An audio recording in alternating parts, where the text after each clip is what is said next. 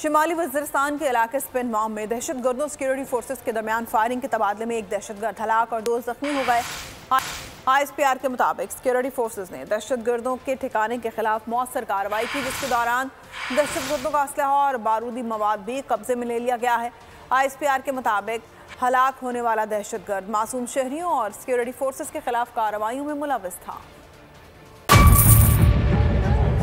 Budget 2023-24 की सबसे बड़ी ट्रांसमिशन, बोल एक मर्तबा फिर सबसे आगे।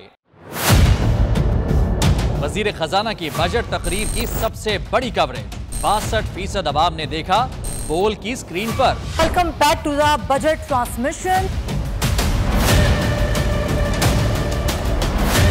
सबसे बड़े पैनलिस्ट और रिपोर्टर्स की बड़ी टीम ने बजट के लम्हे लम्हे की अपडेट से किया बाखबर अपनी आवाम को। गुजरात अदाफ में यूं कह रहा हूं कि एक तरफ ये ख्वाहिश है कि लोगों को रिलीफ दी जाए, क्योंकि इलेक्शन सर पर है, तो कोई ऐसा बजट दे जो पॉपुलिस्ट हो। क्योंकि बोल रखता है खबर के हर पहलू पर नजर, बोल है सबसे आगे सबसे पहले।